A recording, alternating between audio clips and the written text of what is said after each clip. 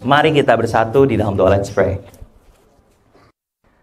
Selamat pagi ya Tuhan El Bapa. Terima kasih untuk kasih dan penyertaan Engkau yang kami semua rasakan hingga detik ini Tuhan. Kami bersyukur Tuhan, punya Allah seperti Engkau.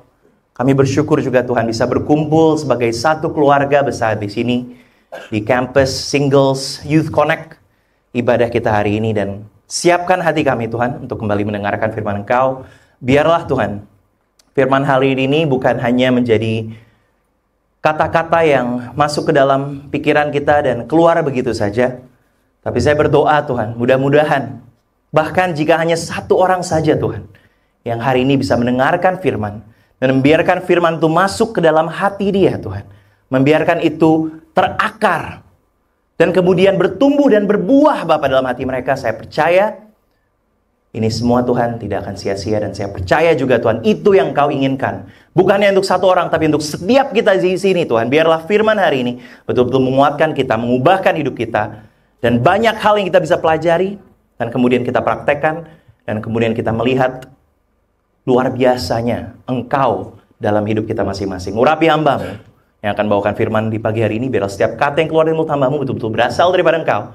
Dan juga tidak mencuri dan mengambil dari kemuliaan Engkau. Dalam satu nama Tuhan Yesus Kristus, kami berdoa dan ucap syukur. Haleluya. Amin. Tadi udah banyak yang tanya, pertanyaan diskusi ya hari ini. Nanti akan ada relate-nya pasti ya. Akan ada juga mungkin masuk ke dalam firman hari ini. Tapi nanti kita lihat di bagian yang mana. Tapi siapa yang semangat di bulan ini, saudara-saudari? Kita memasuki bulan Juli. Dan kita memasuki tema yang baru. Mohon maaf nih, klikernya tidak bekerja, saudara-saudari ya. Bisa dibantu next slide. Dan bisa minta tolong tim multimedia, scan lagi. Sebelumnya, back.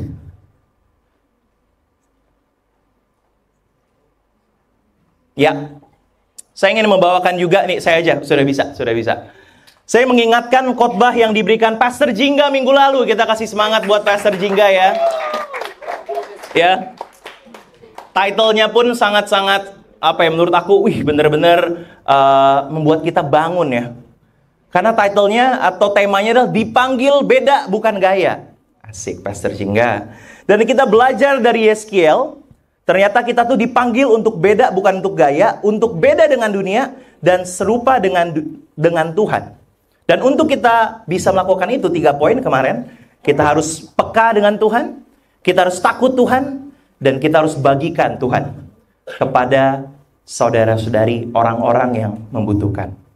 Yeskiel tidak dipanggil buat menonjol, tapi untuk menyuarakan isi hati Tuhan. Dan itu yang membuat dia berbeda. Amin. So, waktu saya bahkan baca skrip dan juga lihat slide khotbah Bro Jingga, karena kemarin nggak dengar di sini khotbahnya, saya sangat-sangat tertusuk. Dan saya juga tadi bahkan tanya, jujur ini saya rada bingung untuk bawakan firman apa lagi, karena itu sangat-sangat merangkum Yeskiel sekali sebenarnya. Bahwa memang dia berbeda dari bangsa Israel, dan dia menyuarakan isi hati Tuhan di masanya. Dan tantangan Bro Jingga adalah untuk kita melakukan hal yang sama. So, bulan ini memang kita fokus di dalam tema pemuritan, penginjilan, membagikan kasih Tuhan, membagikan firman Tuhan kepada orang-orang yang membutuhkan. Ya, tema kita di bulan Juli adalah a prophet among them, atau seorang nabi yang ada di tengah-tengah mereka, yang dikutip dari Yeskiel 2 ayat 5. Mohon maaf, bukan 25 yang di atas. Ya, tetapi untuk firman hari ini, saya banyak juga renungkan apa yang mau saya bagikan nih kepada teman-teman di youth ministry hari ini, campus dan juga singles. Tapi sebelum kita bahas firman nih, kita harus bahas sedikit latar belakangnya. Pelajaran sejarah untuk kita dan juga konteks. Supaya waktu kita mungkin bersaat teduh dan baca Yeskiel, kita lebih mendapatkan keyakinan dan latar belakangnya. Saudara tahu nggak apa arti kata prophet atau nabi hari ini? Ya, karena itu penting. Karena kitab Yeskiel berbicara tentang dialah seorang nabi, a prophet among them. Dan saya gali di bahasa aslinya di Ibrani, dan ternyata bahasa Ibraninya nabi adalah nabi. Itu Indonesia ambil langsung dari bahasa luar juga. Apa artinya nabi atau prophet? Itu adalah seorang yang berbicara atau bahkan kadang-kadang bernyanyi dan bernubuat berdasarkan inspirasi ilahi. Jadi seorang yang menyampaikan pesan dari Tuhan, a messenger of God. Amin. Dan ini sedikit facts dan juga latar belakang dari buku Yehezkiel yang namanya dia pun punya artinya, yaitu Tuhan menguatkan. Dan ia pun sebelum di pembuangan adalah seorang imam, priest. Jadi dia sudah orang yang beragama untuk keyakinan Yahudi pada saat itu. Ditulis setelah melihat kekalahan Israel atau Yehuda sebagai suatu bangsa, dan Raja Yoyakin sudah 5 tahun dibawa ke pembuangan. Jadi latar belakangnya adalah Yehezkiel ini waktu dia tulis, dia lagi dibuang. Maksudnya pembuangan itu ya apa, exile, karena mereka kalah perang. Bayangin orang Indonesia misalnya kalau kita kalah perang, kita disuruh pindah ke negara lain, gak boleh tinggal di Indonesia. Itu yang terjadi di Israel, itu yang terjadi di kehidupan Yehezkiel. Tetapi memang Yerusalemnya belum hancur, kotanya belum dihancurin. Nanti kita baca di Yehezkiel, Tuhan pun bilang, nanti Yerusalem pun akan hancur total. Jadi bukan cuma kalah perang, disuruh orang Israel keluar, akan dihancurin bahkan benar-benar sampai ambruk. Dan nanti kita juga tahu ya, ini kisah di Alkitab yang connect ke kisah-kisah yang lain. Kisah Daniel, kisah Yeremia, kisah Nehemia, dan nabi-nabi yang lain. Ada yang menarik juga di sini, saudari. Waktu saya baca, tahun-tahun dan waktu-waktu di Yehezkiel itu sangat detail. Jadi kita tahu tahun berapa, kondisinya apa, dan bahkan umur Yehezkiel pun kita tahu. Waktu dia mendapatkan penglihatan dari Tuhan, dia berumur 30 tahun. Jujur, siapa di sini yang umurnya sudah hampir 30 tahun? Saya yakin bahkan mungkin beberapa dari kita di sini singles ministry, ada yang mungkin menginjak, ada yang sedikit lagi menginjak. Tapi bayangkan, Yehezkiel itu seumuran kita, guys. Dan bahkan dia itu dipindahkan di pembuangan itu kemungkinan umur 25 tahun. Jadi seumuran anak-anak kampus mungkin yang baru lulus, yang lagi kerja. Banyak anak-anak single di sini 25 tahun ya. Geng 2000 ya, geng 2000. Geng 2000 ada banyak di sini ya. Bayangkan seumur kita si Yehezkiel ini. Tapi memang dia melayani Tuhan kemudian 22 tahun di pembuangan. Apalagi yang menarik, saudara, kita bisa lihat bahwa Yehezkiel ini melihat masa jaya-jayanya Israel, tapi masa hancur-hancurnya juga. Jadi dia lagi semangat, jaya-jayanya, dia melihat Tuhan berkuasa, Tuhan melakukan banyak mungkin kemenangan, tapi kemudian dia melihat juga kekalahan. Dan bisa jadi, saya berpikir di sini, mungkin gak sih dia udah mulai compare nih, aduh kok ikut Tuhan kayak gini, malah kita kalah perang, kita di pembuangan, gak bisa pulang ke kampung halaman. Tapi bersyukur ya, ternyata Yehezkiel tidak melepaskan imannya. Dia terus beriman dan percaya. Sampai akhirnya dia mendapatkan penglihatan dari Tuhan. Firman hari ini, saudari, saya temakan modern day messengers of God. Pembawa pesan Tuhan zaman modern. Karena untuk Yehezkiel itu zaman lalu, waktu Israel sedang di pembuangan. Tapi yang saya baca ya, ternyata ada banyak sekali yang relate dengan kehidupan kita di zaman modern ini. Apa? Masalahnya sama. Orang-orang gak takut Tuhan, orang-orang rebellious. Dan kemudian apa? Yang kita harus lakukan juga sekarang sebenarnya mirip Yehezkiel. Memang kita bukan seorang nabi, tetapi kita juga sama pembawa pesan Tuhan hari ini. Amin. Itulah yang Pastor Jingga khotbahkan minggu lalu. Untuk kita semangat, untuk kita beda. Karena kita seorang pembawa pesan hari ini. Yang kita akan bahas, saudara-saudari.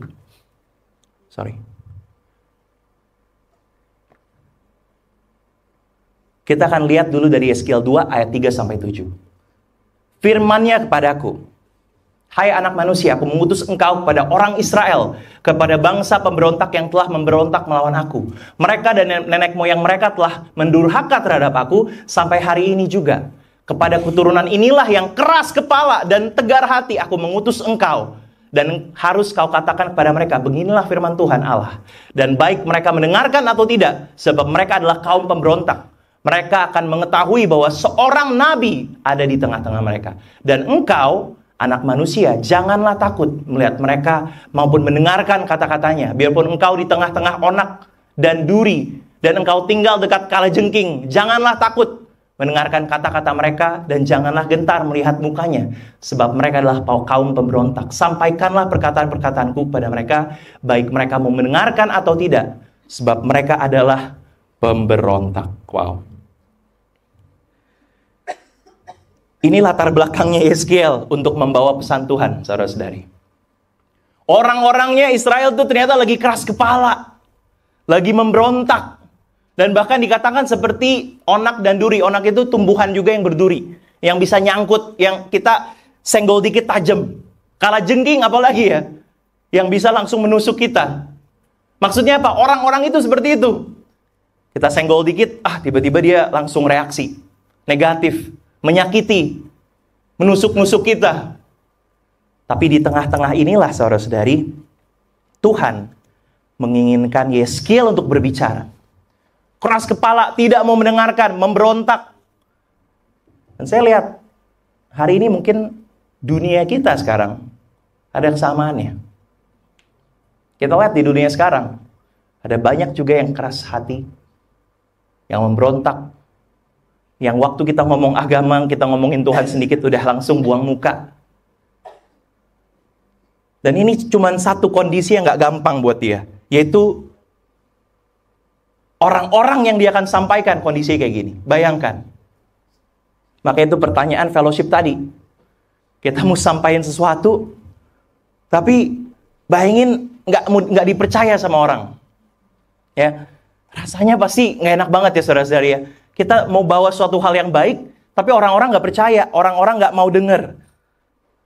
Dan bukan hanya itu saja. Tapi kalian bisa lihat, ada banyak sekali aksi-aksi untuk nubuatan Yeskiel. Ini banyak detail kalian bisa baca. Tapi intinya apa? Yeskiel selain dia harus bawa pesan, dia dikasih Tuhan juga tantangan-tantangan, challenge. Nubuatan yang harus diperagakan bahkan Yeskiel. Dan ternyata itu semua ada artinya. Salah satunya, Yeskiel jadi bisu saat berbicara dengan Tuhan, memerintahkan. Jadi setiap kali Tuhan ngomong, dia tiba-tiba diem. Dia nggak bisa ngomong. Dia disuruh buat maket, anak-anak arsitektur di sini, membuat miniatur kota Yerusalem, dan dia harus kayak mengepungnya. Dipikir orang gila, ini ngapain nih main-main nih orang 30 tahun ya. Kadang-kadang kita 30 tahun masih main-mainan aja, orang kayak, ini get a life gitu ya, bertumbuhlah, udah harus cari duit gitu. Nah ini yang unik, berbaring di sisi kiri selama 390 hari, dan di sisi kanan 40 hari. Jadi, aku juga pikir, gila 1 tahun, dia harus berbaring, betul-betul 1 tahun. Itu dia lakukan, saudara-saudari. Berbaring 390 hari, terus kemudian 40 hari. Karena apa? Ada tujuannya nubuatan itu. Nah ini juga yang sedikit jijik, mohon maaf ya. Memakan makanan dengan porsi terbatas, tapi dimakan di atas kotoran. Kotoran, kita nggak tahu, mungkin kotoran manusia atau binatang, intinya kotoran. Dia harus masak dengan bakarnya itu pakai kotoran. Apa maksudnya? Ada juga artinya sebenarnya. Mencukur rambut, harus botak, dan terus dia bagi-bagi 3 bagian. Ada satu tapi yang aku rasa sangat-sangat menyedihkan, dan mungkin kalau kita di posisi dia, aksi ini nggak gampang. Siapa yang pernah merasakan kedukaan hari ini? Ya, mungkin banyak dari kita ya. Yeskiel diminta Tuhan, waktu istrinya meninggal, dia bilang, kamu jangan nangis. Kamu nggak boleh meratapi, dan sedikit pun memperlihatkan kamu berduka. Wah, kejam banget Tuhan. Dia berduka aja, nangis saya nggak boleh. Dia bilang nggak boleh. Itu harus hal yang kamu lakukan, dan itu dia lakukan. Istrinya meninggal di hadapan dia nggak boleh berduka. Wow, brother sisters, ini aku lihat tantangan untuk bicaranya aja susah, tapi challenge-nya Tuhan itu juga nggak gampang. buat seorang Yeskiel. Dia benar-benar itu hidup di zaman yang gak gampang. Kalau kalian harus hidup seperti dia hari ini, sanggup gak kita? Karena kehidupan yang dia lakukan itu kehidupan yang melawan arus banget. Living against the current. Melawan keinginan dia. Enak kali tidurnya berbaring aja, enggak, harus miring terus. Mungkin hari ini kalian pikir gampang. Coba dulu 390 hari. Kalian setelah mungkin bangun, jalannya udah miring-miring terus setiap hari. Karena satu sisi doang gitu loh. Aku juga bingung, makannya gimana ya? Harus disuapin. Berbaring terus karena nggak boleh berdiri, saudara. Harus stretchingnya juga sambil miring. Ini hal yang Yeskiel harus lakukan. Dan kita bilang, kita juga bisa jadi Yeskiel zaman modern. Yakin nggak? Kalau kita ditempatkan di kondisi yang sama, orang-orang kita ajak ngomong langsung reject kita. Aku percaya itu nggak gampang. Bahkan untuk aku secara pribadi, itu pasti akan menyulitkan banget. Pertanyaannya, bagaimana untuk kita hari ini? Bagaimana caranya untuk kita bisa lakukan hal yang sama hari ini? Satu hal yang saya bersyukur waktu baca Yeskiel, memang tantangannya berat, saudara. Untuk ngomong, untuk keluar, membawa pesan Tuhan itu nggak gampang. Saya bersyukur ya di bulan ini, hari Sabtu kemarin bahkan, jemaat kita berkumpul di ruangan ini, berdoa pagi-pagi, mendengarkan firman, kemudian setelah pagi-paginya, siangnya mereka pergi semua menginjil. Ada sister-sister kampus yang pergi ke kafe, ada opa-oma yang pergi ke tetangga. Dan kita akan lakukan ini tiap Sabtu di bulan ini. Dan saya juga bangga beberapa saudara-saudara kita di Jam Ministry ya, yang kita mulai aja membagikan firman. Dan kalau kita di Jam, kita khusus, kalau kita lihat orang bule di jalan, kita akan ajak ngobrol. Dan puji Tuhan udah ada beberapa orang bule atau orang luar negeri yang kita ajak ngobrol. Dan bahkan ada beberapa yang tertarik untuk datang ke gereja. Bahkan ada beberapa yang tertarik buat ngomongin Tuhan. Tapi mungkin beberapa dari kita udah bisa lakukan ini. Menjadi Yeskiel masa modern. Tapi mungkin aku percaya masih ada di sini yang masih merasa, bro itu susah sekali bro. Aku aja introvert, aku gak berani ngomong keluar. Aku takut di-reject orang. Aduh kalau tantangannya Tuhan terlalu gak nyaman buat aku, jangan dulu deh. Hidup aku lagi sulit bro. Gak gampang. But today, saudara-saudari, mudah-mudahan kita bisa belajar 3 poin, 3 hal aja yang aku pengen bagikan dari Yeskiel. Untuk tetap patuh menjadi pembawa pesan Allah. 3 hal. Bagaimana dia merasakan dulu kemuliaan Tuhan. Merasakan kedekatan Tuhan dan merasakan manisnya firman Tuhan. Ini saya baca bahkan hanya dari Yeskiel 1-3. Dan saya bisa melihat, wow, memang tanggung jawabnya berat. Memang misinya nggak gampang. Tapi Tuhan persiapkan dia. Tuhan menguatkan dia untuk misi yang Tuhan berikan. Dan saya percaya untuk kita juga hari ini. Ini hal yang kita juga bisa belajar dari Yeskiel. Poin pertama, feeling the glory of God. Merasakan dahulu kemuliaan Tuhan. Maksudnya apa? Kalau kalian baca Yeskiel 1, bingung. Aku baca juga bingung. Karena tiba-tiba kita bisa lihat di sini. Lalu aku melihat sungguh angin badai bertiup dari utara dan membawa segumpulan awan yang besar dengan api berkilat-kilat, dan awan itu dikelilingi oleh sinar di dalam. Di tengah-tengah api itu kelihatan seperti suasa mengkilat, dan di tengah-tengah itu juga ada yang menyerupai 4 makhluk hidup. Wow. Dan beginilah kelihatan mereka. Mereka menyerupai manusia, tetapi masing-masing punya 4 muka, dan pada masing-masing ada pula 4 sayap. Dan itu belum selesai, detail banget. Mukanya kayak gimana, sinarnya kayak gimana, suaranya kayak gimana, lingkungannya kayak gimana. Tapi intinya, Yeskiel sebenarnya lagi melihat sedikit aja penglihatan tentang kemuliaan Tuhan. Karena 27. Dari yang menyerupai pinggangnya sampai ke atas, aku lihat seperti suasa mengkilat dan seperti api yang ditudungi sekelilingnya. Dan dari yang menyerupai pinggangnya sampai ke bawah, aku lihat seperti api yang dikelilingi sinar. Seperti busur pelangi yang terlihat pada musim hujan di awan-awan. Demikianlah kelihatan sinar yang mengelilinginya. Begitulah kelihatan gambar kemuliaan Allah. Kemuliaan Tuhan. Tatkala aku melihatnya, aku sembah, sujud dia. Lalu dengar suara dia yang berfirman. Dari Yeskiel 1, kita langsung lihat sikap Yeskiel tiba-tiba overwhelmed. Wah gila ini apa nih? Dia ngelihat wujud-wujud yang dia nggak ngerti. Tapi dia ngerasa ini pasti ada hal yang besar ini. Kenapa nih Tuhan mau kasih lihat ini semua? Sinarnya tiba-tiba pengalaman yang unik tapi nggak gampang untuk orang pahami. Sampai dia harus turun, dia duduk, dia bukan hanya duduk tersungkur. Itu bukan cuma karena ngeliat, ih keren banget tuh. Wow, keren Tuhan. Kemuliaan Tuhan itu kalau kita rasakan saudara-saudari, membuat kalian tersungkur. I don't know hari ini ya tentang saudara-saudari ya, tapi mudah-mudahan ini hal yang kita bisa ngerti dulu. Yeskel lihat kemuliaan Tuhan, tertunduk dan merasa, wow, ini luar biasa sekali. Nah, aku mau kasih contoh aja buat aku. Waktu masa kecil, aku ingat ada beberapa hal yang membuat aku kayak, wow, luar biasa banget. Sebenarnya banyak sih, tapi ada satu waktu aku ingat banget. Seperti kemarin juga adalah waktu saat aku pergi nonton bioskop waktu kecil. Ya, nonton bioskop waktu kecil. Ada yang punya memori itu? Rasanya kayak gimana, saudara? Kita bisa lihat mungkin kayak gini nih. Kita datang kan, suaranya kayak gimana?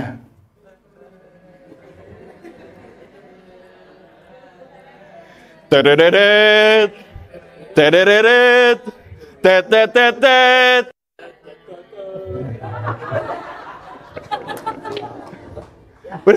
Gak apa-apa.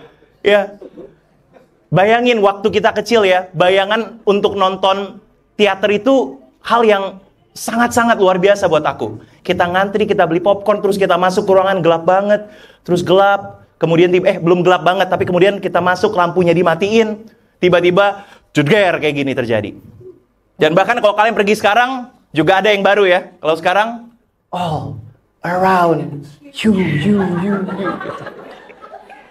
Pernah lihat ada orang yang tepuk tangan setelah denger itu? Wah, bapak saya malu-maluin. Wow, Pak belum mulai Pak. Dia udah kayak, wow ini Dolby Atmos, ini apa ini, all around you.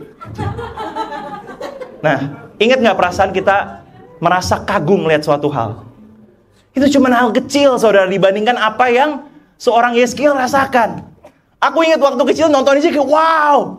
Terus kemudian waktu selesai kayak wah. Karena teater itu kan hal yang gak tahu ya, kayak menurut aku waktu masih kecil itu kayak wah kayak dunia lain. Nonton SXI 21 dulu ya. Kemudian dimulai pakai kayak gini, ada juga yang tentang sinar, ada juga Lionsgate, beda-beda lah, ada yang Disney juga. Semuanya pasti membuat wow introduction-nya. Apakah Anda pernah merasakan kemuliaan Tuhan hari ini? Bukan cuma kemuliaan yang biasa-biasa, kita melihat kayak, wow keren banget Tuhan, luar biasa. Tapi waktu kalian seperti Yeskel ya, merasakan Tuhan yang besar. Itu kalian bukan hanya cuma duduk, kalian sampai bisa tunduk sama Tuhan. Jujur kalau aku boleh bilang, mungkin di dalam hidup aku ada beberapa momen aja, aku merasa gilain Tuhan luar biasa banget. Ada banyak contoh-contohnya. Kalau aku boleh cerita hari ini, khotbah gak akan selesai. Banyak banget ceritanya. Tapi itu dulu saudara-saudari. Kita harus mengerti ada momen-momen di mana hidup kita mungkin Tuhan memperlihatkan kemuliaannya. Pernah nggak kalian rasain? Tapi kalau belum, mau nggak kita mulai merasakan? Mau nggak kita seperti Yeskel yang akhirnya melihat kemuliaan Allah yang begitu besar? Caranya seperti apa? Ini ada contoh di gereja kita. Bapak saya sendiri di sini ya. Kalau kalian mau lihat apa sih orang-orang yang merasakan kemuliaan Tuhan? Kalau kalian bingung contoh-contohnya kayak gimana, lihat di GKDI Asik official kita dengan title Turning Point. Titik balik.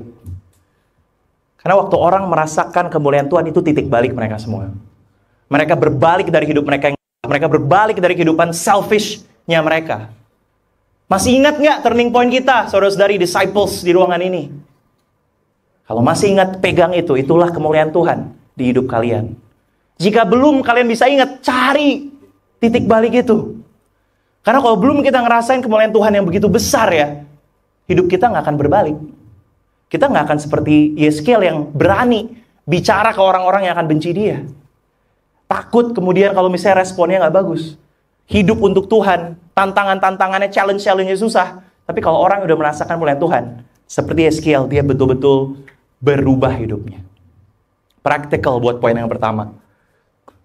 Banyak kita bisa baca. Ini adalah contoh beberapa aja yang aku mau bilang, kalau kalian masih bingung mau lihat kemuliaan Tuhan, aja satu tempat.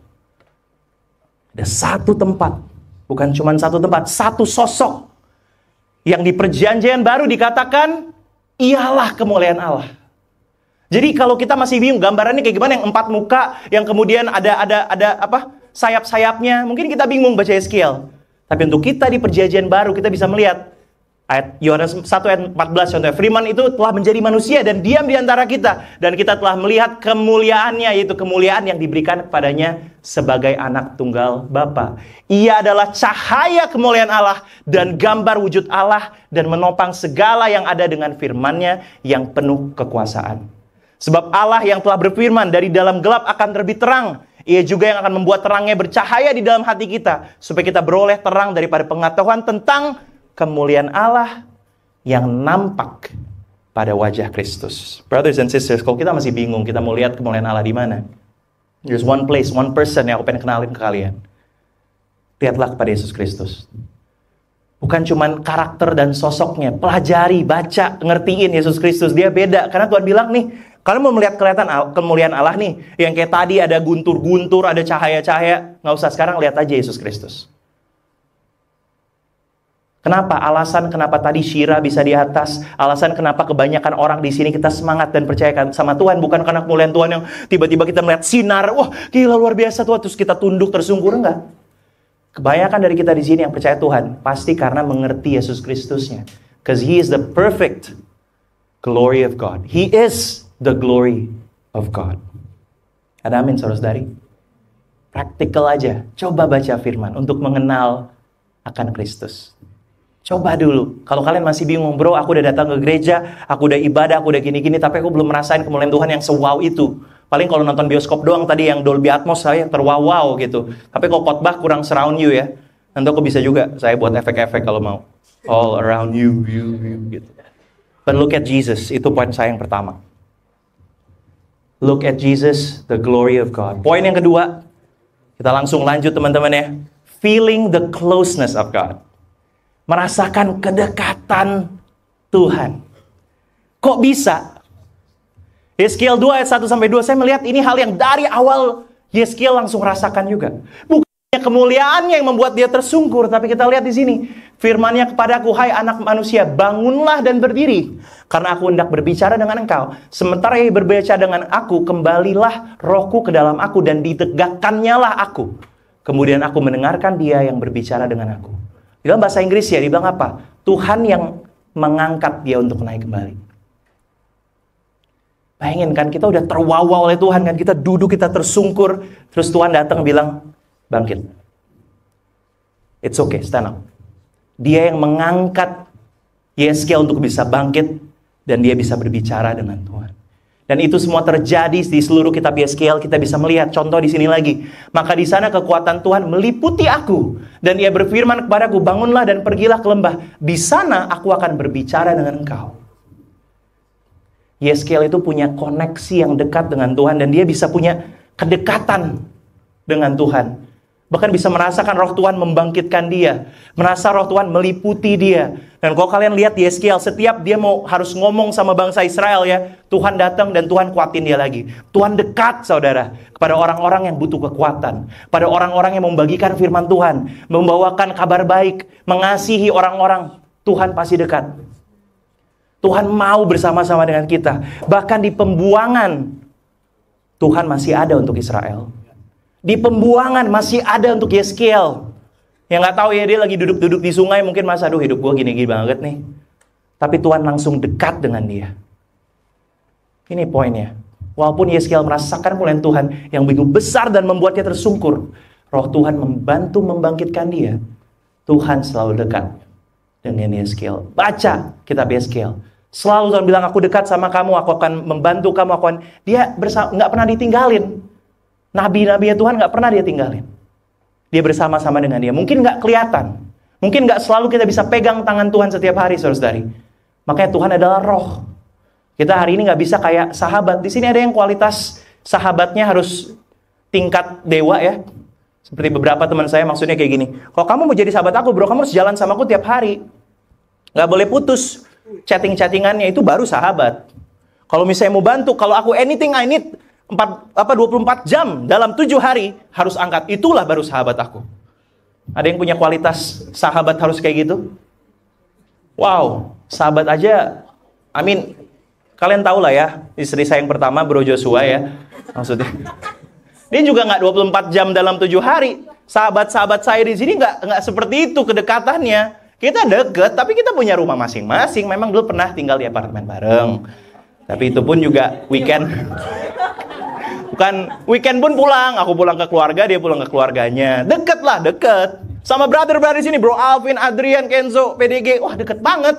Tapi nggak sedekat Tuhan dengan Yeskiel. Nggak sedekat Alvin dengan istrinya pasti sekarang ya. Ini pasti udah beda banget sih kalau. Makanya, dengan orang yang kita deket banget, wah, hubungannya pasti lebih membuat kita apa? Nyaman, dikuatkan, disemangati. Dan itulah hubungan yang Tuhan ingin jalin dengan kita semua di sini. Apakah kita merasa kita mampu memberitakan kebaikan Tuhan karena kedekatan kita dengan Tuhan hari ini? Why do we do it? Kenapa kita harus melakukan firman Tuhan? Kenapa kita melakukan ini semua? Datang ke gereja hari Minggu, harusnya kita bisa breakfast tadi enak-enak di GS, makan siang sama keluarga, atau mungkin ada yang hari Minggu masih kerja, mungkin cicil buat kuliah hari Senin. Kenapa kita mau datang hari ini? Mudah-mudahan bukan karena keharusan ya saudara-saudari. Tapi mudah-mudahan I pray setiap kita di sini datang hari ini melakukan yang Tuhan inginkan karena kedekatan kita dengan Tuhan. Maaf. It's all about relationship. Matius 15 ayat 7 sampai 9.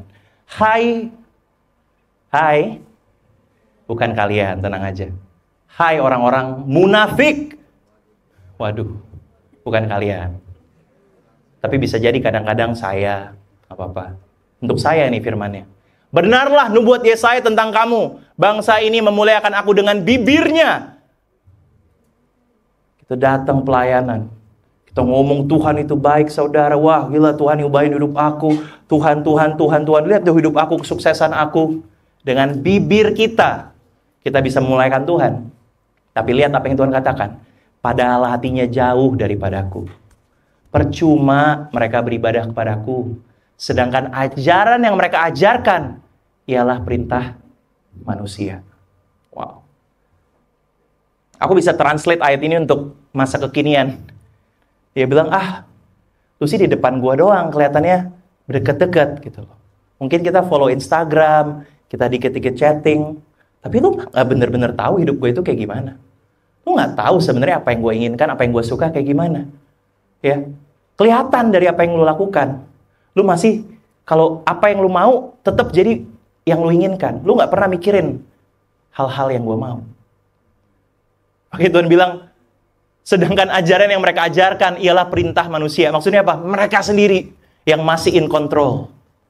Kita bisa beribadah, kita bisa lakukan hidup rohani, ibadah, tapi kalau kita masih in control, kita masih yang menjadi memerintahkan hidup kita harus ngapa-ngapain, berarti hati kita nggak dekat dengan Tuhan. It's all about relationship guys, dan ini yang Yeskiel rasakan. Ini yang membuat dia benar-benar bisa kuat, karena dia dekat dengan Tuhan. I pray kita semua di sini betul-betul dekat dengan Tuhan. Tidak semua orang bergereja betul-betul berhubungan dengan Tuhan hari ini. Setuju? Ada amin? Untuk kita atau untuk siapa? Mungkin untuk kita kadang-kadang. Karena aku pengen bilang, kalau kalian mau cari Tuhan di lokasi gerejanya, mungkin kemuliaannya kurang bagus kalau kalian nonton konser ya.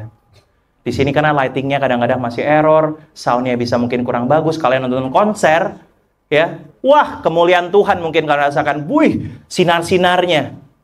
But I want to tell you, aku pengen bilang sama kalian, yang membuat kita bisa merasakan kemuliaan Tuhan bukan dari luar biasanya gedungnya, walaupun di lantai 4 udah ada LED guys. Kita kapan nih Bro Jingga? Boleh dong Bro Jingga ya diganti LED nanti ya. Tapi tenang, mau ada LED ya, mau nggak ada LED, mau seluruh ruangan ini LED. Kalau kita nggak dapat poinnya, saudara-saudari, ya dengarkan. Kalau kita betul-betul tidak berhubungan dengan Tuhan, sama aja. Buat apa? Buat apa?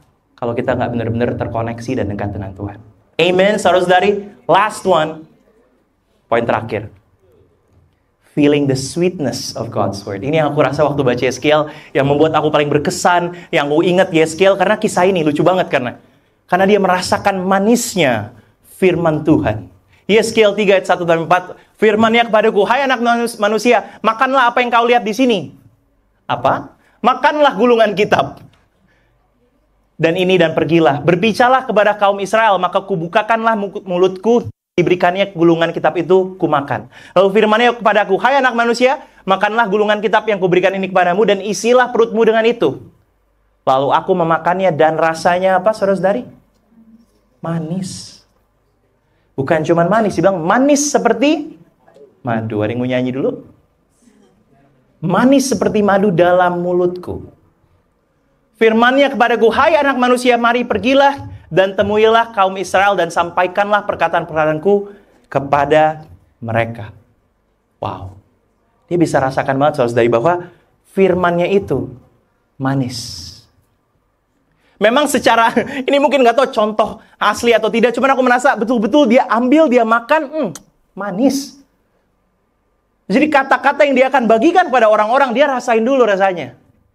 Ya. Mungkin masih ada yang kita belum nangkep, tapi bayangin, kita mau bagikan sesuatu ke orang lain ya. Sebelum kita rasa dulu, pasti kadang-kadang susah nggak kita cerita rasa dan keunikannya apa. Ya, sampai di sini suka rekomen restoran-restoran, kafe di GS, BSD, dan Karawaci atau Alsut.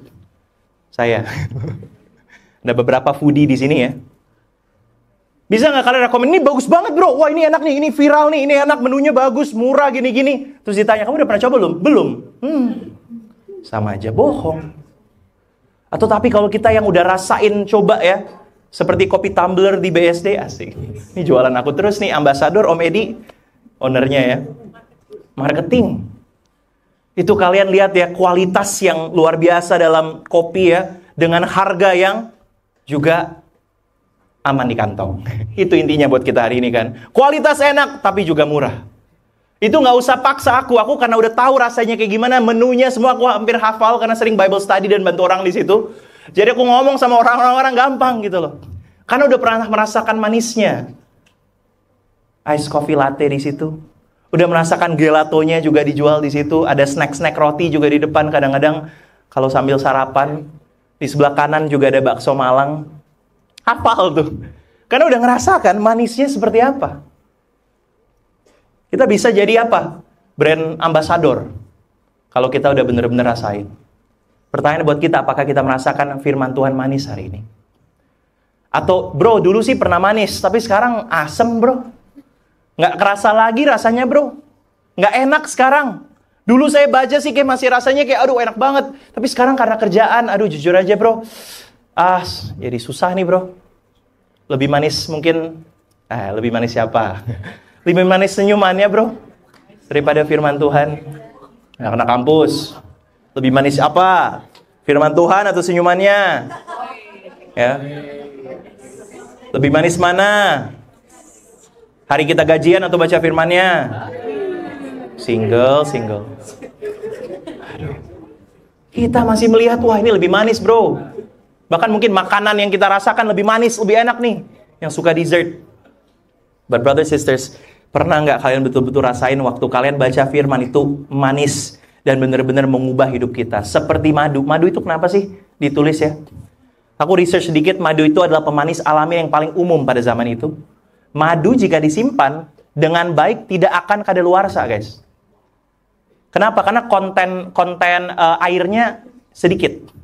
Kalau kalian nggak kenain ke udara, kalian simpan rapat-rapat, itu nggak akan kadaluarsa katanya. Madu juga adalah sumber energi dan juga memiliki banyak manfaat kesehatan. Ya. Jadi waktu Yeskiel bilang kayak madu, ini yang mungkin dia rasakan. Wah ini manis banget nih. Ini juga akan selalu baik untuk aku, nggak akan pernah kadaluarsa. Energi buat aku, manfaatnya juga sehat. Itulah firman Tuhan untuk kita hari ini. Seperti madu. Seluruh firman Tuhan itu manis. 2 Timotius 3:16. Segala tulisan yang dilakukan Allah memang bermanfaat untuk mengajar, untuk menyatakan kesalahan, untuk memperbaiki kelakuan, dan untuk mendidik orang dalam kebenaran. Inilah manisnya madu firman Tuhan hari ini. Karena waktu kita baca, manisnya kenapa? Karena dia ajarin kita hal-hal yang baru. Dia kasih tahu kesalahan-kesalahan kita. Dia memperbaiki hidup kita. Dia terus mendidik kita. Mendidik itu apa? Nggak pernah kita tinggalkan. Ya. Kalau mengajar, itu cuma sekali kita diajarkan. Kalau mendidik, itu di training terus. Bahasa Inggrisnya training and righteousness. Nah, aku pengen bilang firman Tuhan, saudara-saudari, kita nggak bisa ambil setengah-setengah. Oh, manis doang bro, kalau kita lihat Yeremia 29 ayat 11. Karena rancangan Tuhan indah. Rancangan Tuhan luar biasa buat saudara.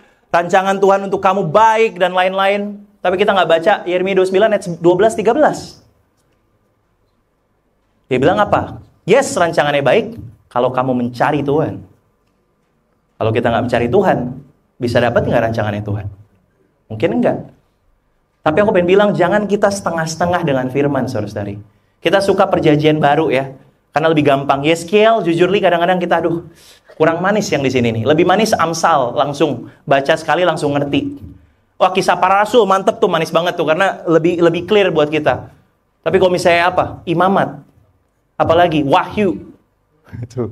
Wahyu mungkin, Wahyu. Nggak ada manis-manisnya. Tapi ayo kita coba belajar. Kayak di Yeskiel aja hari ini kita bisa belajar. Wow. Untuk kita hari ini, contohan dari Yeskiel luar biasa. Yang membuat dia bisa semangat melawan arus. Berbicara, melakukan tantangan-tantangan yang luar biasa. Itu karena manisnya firman Tuhan. Aku pengen tutup dengan ini, saudara-saudari.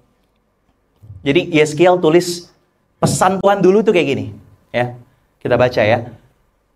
Aku akan memberikan mereka hati yang lain dan roh yang baru di dalam batin mereka.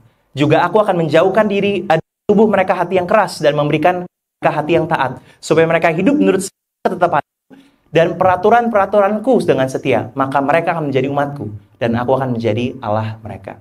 Ini inti pesan Yeskiel untuk bangsa Israel. A message of hope. Dia bilang apa? Yes, kalian sekarang lagi memberontak banget, tapi later, nanti aku akan berikan hati yang baru. Hati yang keras kamu akan ubah jadi hati yang taat. Ya, kita juga baca a heart of stone becoming a heart of flesh. Maka mereka akan menjadi umatku. Ini yang pesan yang Yeskiel bawa ke orang-orang. Guys, aku tahu kalian masih belum mau tobat, cuman tunggu aja waktunya. Tuhan pasti akan bantu. Dan Tuhan akan berikan hati yang baru buat kalian. Mungkin orang-orang mikir, apaan sih ini? Karena masih keras hatinya. Tapi Yeskiel dari dulu dia ngomongin hal yang sama. Dengan apa yang kita sekarang juga harus bagikan. Same thing. 2 Korintus 5, 17-20. Jadi siapa yang ada di dalam Kristus, ia adalah ciptaan baru. Yang lama sudah berlalu, sungguh yang baru sudah datang. Dan semuanya ini dari Allah. Yang dengan perantaraan Kristus telah mendamaikan kita dengan dirinya. Dan yang telah mempercayakan pelayanan pendamaian itu kepada kami. Sebab Allah mendamaikan dunia dengan dirinya oleh Kristus dengan tidak memperhitungkan pelanggaran mereka. Ia telah mempercayakan berita pendamaian itu kepada kami. Jadi kami ini adalah utusan-utusan Kristus. Seakan-akan Allah menasihati kamu dengan perantaran kami. Dalam nama Kristus kami minta kamu, berilah dirimu didamaikan dengan Allah. Konsisten. Dari perjanjian lama, pesan Yeskiel buat umat Tuhan sama. Berubah guys, tapi Tuhan akan ubahin hati kalian. Dan kalau kita lihat Yeskiel, dia juga jelaskan. Akan ada satu sosok yang berubah. Bahkan di Daniel, di Yeremia, diceritakan. Di Yesaya, diceritakan. Kita bisa berubah kalau dalam apa? Kristus. Semakin jelas buat kita hari ini. Karena kita bisa baca itu sekarang dan bilang, iya ya. Karena glory of God itu Jesus. Iya ya, kalau kita mau dekat dengan Tuhan, kita harus dekat dengan Kristus. Iya ya, kalau misalnya kita harus merasakan manisnya firman, kita harus merasakan manisnya kata-kata Yesus. Ini yang sekarang kita harus bagikan. Inilah pesan kita sekarang. Kalau kita sudah disiapkan karena melihat kemuliaan Allah, kita sudah disiapkan karena kedekatan Tuhan dengan kita, kita disiapkan karena kita merasa manisnya firman Tuhan. Sekarang, kalian adalah utusan-utusan Kristus. Bantu berikan orang-orang berdamai dengan Allah. Itulah misi kita. Dan itulah 3 cara untuk kita betul-betul bisa patuh dan menjadi pembawa pesan Allah di masa kini. Brothers and sisters, kita baca di Yeskiel dan kita gali. Ternyata Tuhan betul-betul terus mau dekat dengan kita. Kuasanya luar biasa. Dan firman-Nya begitu manis. Saya berharap dan berdoa, Saudara-saudari betul-betul bisa merasakan 3 hal ini juga. Supaya kita bahkan di masa kini tetap patuh dan menjadi pembawa pesan Allah. Saudara-saudari, mari kita tutup dan berdoa. Ya Tuhan ya Allah Bapa, terima kasih. Kasih penyertaan Engkau yang begitu luar biasa. Kau begitu baik dalam hidup kami. Kita bisa lihat itu dari Yeskiel Tuhan. Yang betul-betul taat, patuh. Saat lingkungan dia tidak mau percaya dengannya. Saat tantangan-tantangan bernubuat itu gak gampang buat dia. Saya melihat Tuhan, Engkau memberikan penguatan dan dorongan dan alasan mengapa dia harus terus setia Tuhan. Dengan kemuliaan yang Kau perlihatkan Tuhan, membuat dia tunduk dan buat dia ada merasa takut akan Allah. Tapi kemudian roh itu membangkitkan dia, merasakan kedekatannya. Dan roh itu memberikan firman itu yang dia rasakan dan ternyata begitu manis. Saudara, saudari di sini Tuhan, mudah-mudahan juga bisa merasakan dan mengalami hal yang sama. Saya berdoa Tuhan, supaya kita betul-betul bisa melihat Kristus sebagai kemuliaan Tuhan. Kita bisa merasakan kemuliaan itu juga dari kehidupannya. Dan segala perkataan dan pengajaran Kristus kita bisa rasakan dan betul-betul mengubah hidup kita. Terima kasih Allah Bapa buat firman pagi hari ini. Bila betul-betul menjadi rema dalam hidup kami, tertanam, bertumbuh, berbuah, dan berlipat ganda dalam hidup kami. Mengubahkan karakter kami, mengubahkan cara berpikir kami, dan membuat diri kita bertobat. Terima kasih Tuhan untuk seorang nabi yang menjadi contohan. Dan kita percaya Tuhan, kita juga bisa dengan kekuatan Engkau menjadi pembawa pesan di masa kini. Terima kasih Allah Bapa, Kau begitu baik dalam hidup kami. Satu nama Tuhan Yesus Kristus, kami mengucap syukur. Amin.